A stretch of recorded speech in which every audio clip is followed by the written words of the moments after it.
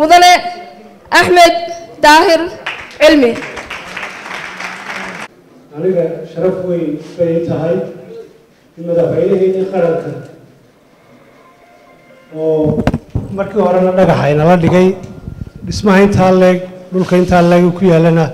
بحي مدافعينه إنه ما تنمر لبعض أحمد محمد سيراي مدافعينه الغالقة إن وحرقين وقشروا وشرف وين ورنتي دمانتين إنه همبليينه ومديهاي madaxweyne waxaan ilaahay kaaga baryaynaa caafimaad iyo cimri dheer waxaan idhaahdaa 250 sannadood buu madaxweynuhu ummadda u adeegayay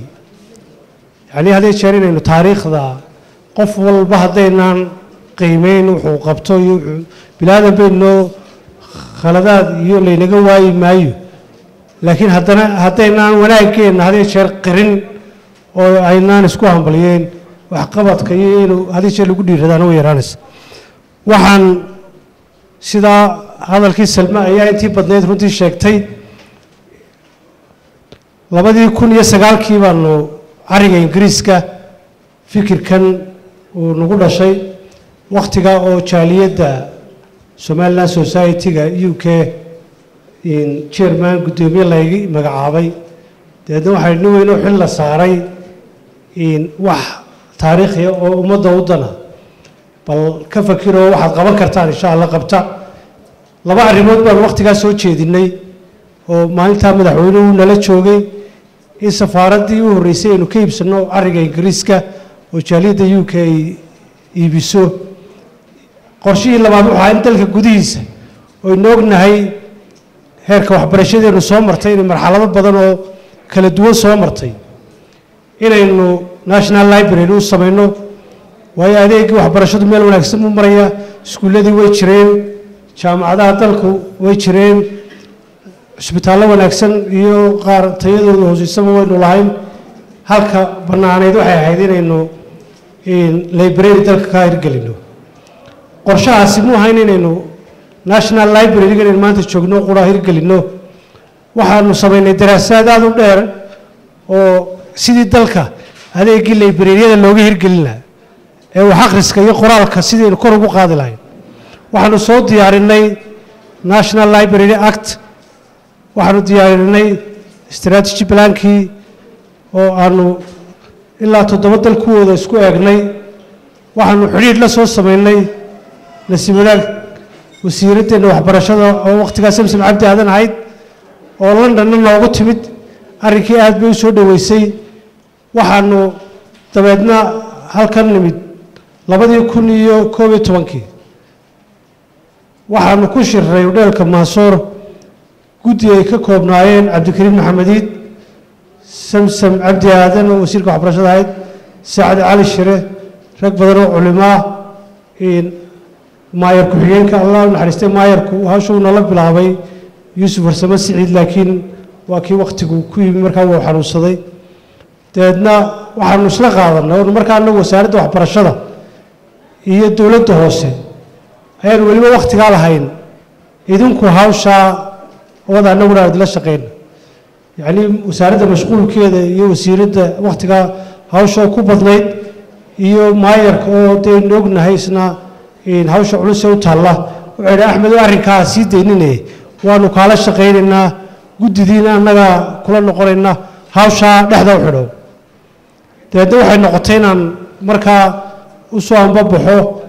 inaanu 6 bilood annagoo ka wada shaqeynaynaa in aanu dabeedna halka ugu habboon aanu raadino ilaa 3 meelood oo halkan ku jirtay oo goobtan sida wada garanaysa waa goob taariikhi ah weeye waxa weeye waa in taardheer balayna waa radio Hargeysa halkii ugu horeysay laga sameeyay iyaduna waxa ka horeysoo jirtay guddi aanu ariga Ingiriis ka sameynay oo dhalinyaro badan oo ka mid ah Axmed Caydiid in hibo Maxamed Faluuja oo sunaalkan fadhiya Maxamed Cabdisalaam iyo hibo halka jooga in Umar inaanu sameynay halkana guddi kale oo guddidaasna ka soo shaqeysa oo dhalinyaro aan iyaguna sameyno way ka kooban yihiin mubaarak yuusuf aar guddoomiyaha jaamacadda Badr University ismaaciil maxamed oo isna hafayoko madaxdeeda ku jira waxaan doonayaa si hay'adaha iyo jaamacadaha cid walba uga muuqato hay'ada oo Siciid uu kaga jiro Yaxye oo jaamacadda iyo wada dul qaadanaysaan madaxweynuhu markii aanu guddidayadaas codsiga u fidinay muddo 24 saacadood buu kaga soo jawaabay goobtan wasaaradda isgaarsiinta oo jeclay Faysal Ali Sheekh iyo wasiirka abgaal waqtiga joogay ayaa madaxweynuhu uu dhulka inta leeg oo cabirkiisa lagu qiyaaso 6,000 square meter ayuu ka bixiyay yani qofku haddaynan ku qiimeyn marka hadday dawladdu iibsan leedo dakhli u baahnayd 5 milyan oo dhow oo goyn leed laakiin wuxuu ka doorbiday madaxweynuhu inay noqoto goob ubadkeenna iyo taariikhdeenna iyo suugaanteenna iyo aqoonteena lagu kabciyo dadna 24 saacadood gudahood buu ku aqbalay uu yiri waan bixinayaa bil gudaheedna isagoo 10 wasiir iyo 10 xildhibaan iyo 10 guurti oo 10 intuu madaxtooyada ka soo lugeeyay ayuu dhagax halka nala dhigay waxaan jeclahay shacabka loo tumo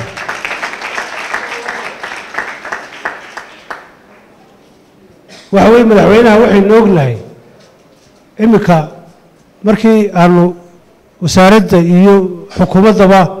iyo guddidooduba isla soo qaadnay in madaxweynaha lagu xuso waa national library waa xaruntii national library wey sharciga wasaaradda waxbarashadu cabdilaahi gacantu ku haya waxa weeye waa xarun ummaddu leedahay axmed daahirna ma laha guddidana ma laha madaxweynaheena sharafta badanna ma laha qaranka ayaa le qarankay u haraysa